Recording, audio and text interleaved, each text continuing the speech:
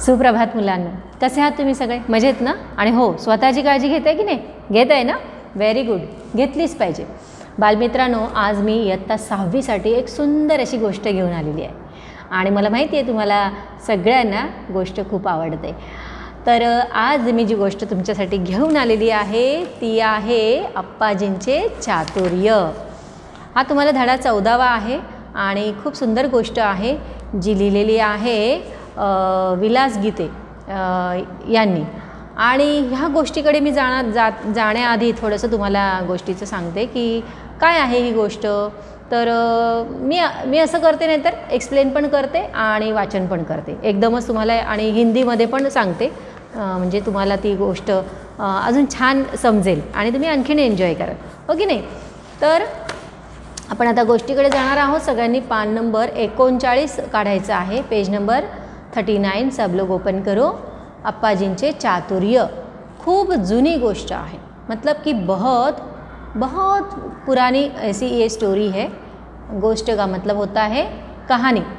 आणि विजयनगरमध्ये तेव्हा कृष्णदेवराय राज्य करत होते. मतलब विजयनगर नाम का एक राज्य था जहाँ पर कृष्णदेव राय नाम के जो राजा थे वो राज्य कर रहे थे और उनका एक प्रधान था. त्यांच्या प्रधानाचे नाव होते अप्पाजी. तो उनका जो प्रधान था उनका नाम था अप्पाजी. और ये जो अप्पाजी थे वो बहुत ही ज़्यादा चतुर थे. अप्पाजी फार होशियार होते, चतुर होते. चतुर का मतलब होता है बुद्धिमान होना, मतलब क्लेवर, स्मार्ट होना, जैसे आप सब हो ना. Very good. तो फिर ये अप्पाजी बहुत ज़्यादा क्लेवर थे. और फिर उत्तरेकडे कलिंग राजा होते, मतलब उत्तर की तरफ एक कलिंग भी राज्य था. और वहाँ पे त्या राजाला असं वाटलं, मतलब उस राज्य के जो राजा थे उन्हें ऐसे लगा कि एकदा आपण ही अप्पाजींची चतुराई पाहावी. मतलब कि अप्पाजी का बहुत नाम सुना है, इतना चतुर है, चलो एक बार उसे आजमा लेते हैं. तो उन्होंने क्या किया, कृष्णदेव राय ने निरोप पाठवला. मतलब जो राजा थे कृष्णदेव राय, विजयनगर के राजा, उनको उन्होंने एक मैसेज भेजा कि तुमच्या राज्यात फार चवदार गोबी पिकतात. मतलब आपके राज्य में जो गोभी होती है वो बहुत ही चवदार का मतलब होता है चविष्ट, किंवा ज्याला आपण डिलिशियस म्हणूया, टेस्टी, ऐसे गोभी जो है वो आती है. तो ऐसा मैंने सुना है, तो त्याचा आस्वाद घेण्याची माझी इच्छा आहे. मतलब उसे टेस्ट करने का, उसे खाने का मेरा मन कर रहा है. तर माझ्यासाठी काही गोभी पाठवाल का? मतलब मेरे लिए आप गोभी भेज सकते हो क्या? कलिंग राजाला गोभी पाठवण्याची कृष्णदेवरायाने इच्छा होती.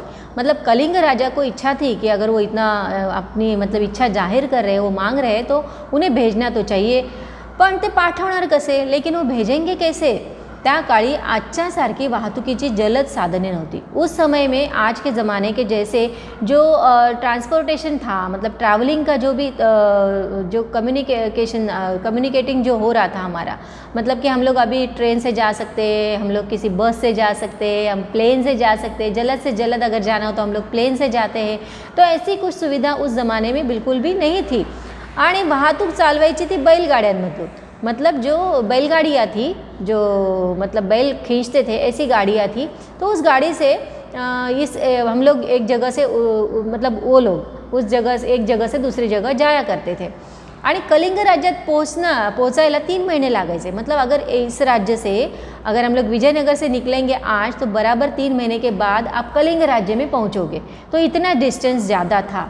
आणि आपण चांगली ताजी गोबी पाठवली तरी ती कलिंग राज्यात जाईपर्यंत कुजून जातील असे राजाला वाटले. अगर अभी मैंने एकदम से ताज़ा भी निकाला गोभी और भेजा, तो भी 3 महीने के बाद तो पूरा सड़ जाएगी, ख़राब हो जाएगी.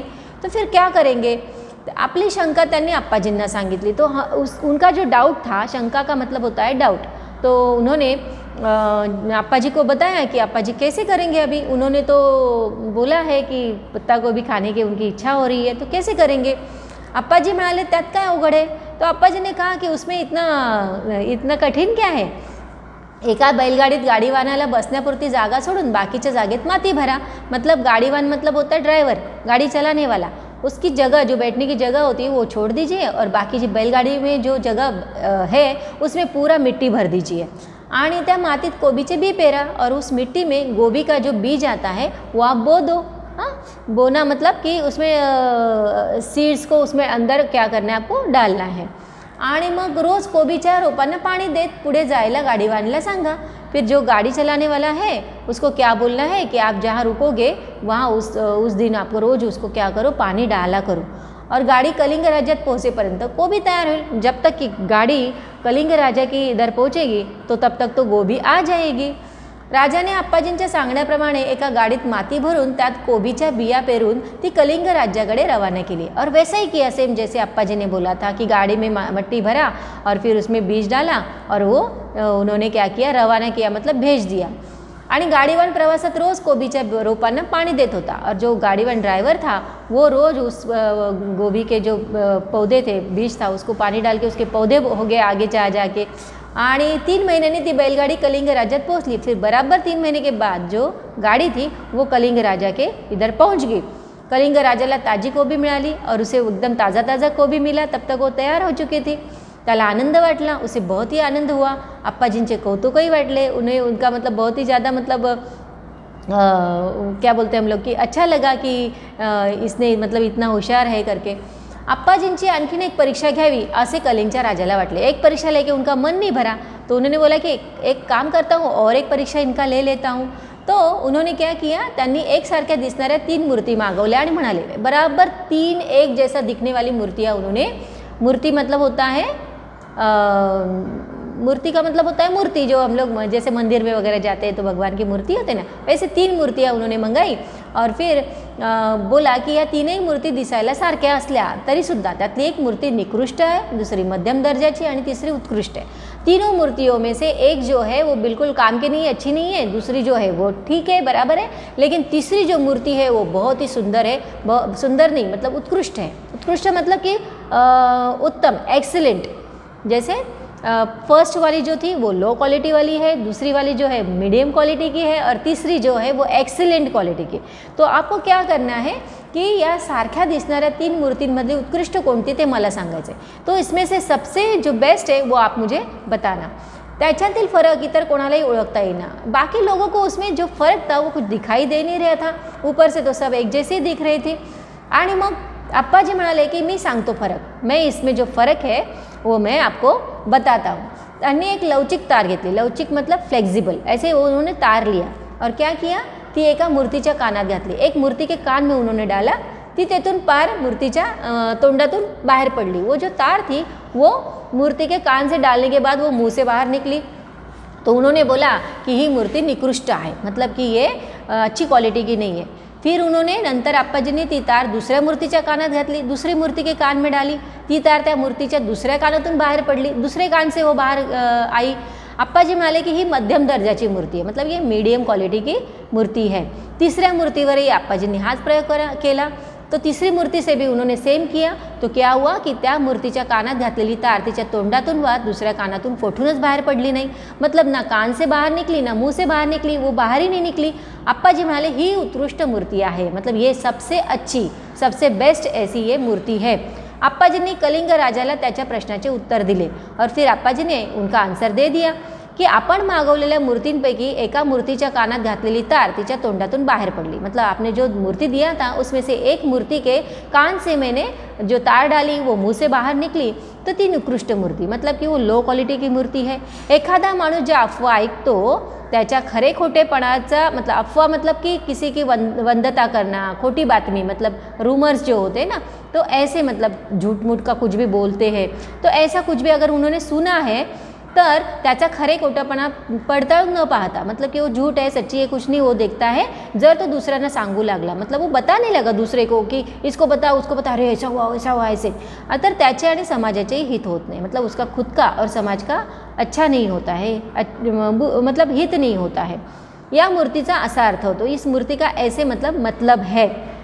दुसऱ्या मूर्तीच्या एका कानातून घातलेली तार तिच्या दुसऱ्या कानातून बाहर पडली, मतलब एक कान से डाला दूसरे कान से बाहर निकल गई। ही मध्यम प्रतीची मूर्ति, मतलब ये मीडियम मूर्ति है, मीडियम क्वालिटी की मूर्ति है।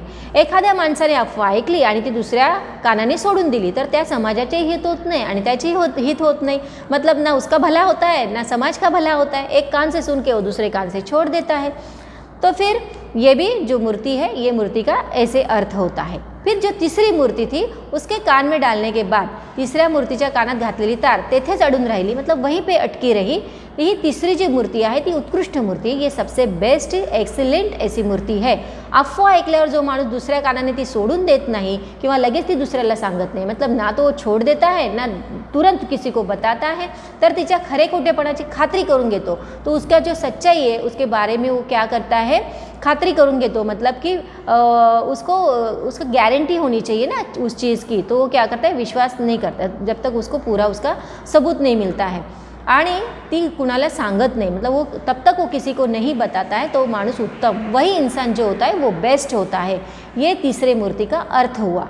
कलिंगच्या राजाला आप्पाजींचे उत्तर मिळाले, आप्पाजी को उनका उत्तर मिला। आप्पाजींनी तीनही मूर्तिंचा दर्जा ओळखल्याने राजा संतुष्ट झाला और आप्पाजी ने तीनों मूर्तियों का जो दर्जा था, उसका जो क्वालिटी था वो उन्होंने बराबर बताया। तो फिर जो कलिंग के राजा थे वो बहुत ही संतुष्ट हुए, बहुत ही खुश हुए आणि आप्पाजींचे आणि कृष्णदेवरायांचे उन्होंने त्यांनी अभिनंदन केलं, मतलब उनका कॉन्ग्रेचुलेशंस किया, उन्हें बहुत ही अभिनंदन किया कि आपने जो आपके जो प्रधान जी है वो बहुत ही होशियार है, बहुत ही चतुर है। तो ऐसी ये जो स्टोरी है विलास गीते जी ने लिखी हुई स्टोरी है, मुझे लगता है कि आपको बहुत अच्छी लगी होगी, बहुत ही सुंदर ऐसी स्टोरी है आणि ही स्टोरी तुम्हाला नक्कीच आवडली असेल आणि जर आवडली असेल तर माझ्या व्हिडिओला लाईक आणि सबस्क्राईब करायला विसरायचं नाही। आता मी तुमची रजा घेते, पुढचा व्हिडिओ घेऊन मी नक्की लवकरच येईन। तोपर्यंत स्वस्थ राहायचं आहे, मस्त राहायचं आहे, खुश राहायचं आहे। थँक्यू सो मच, धन्यवाद।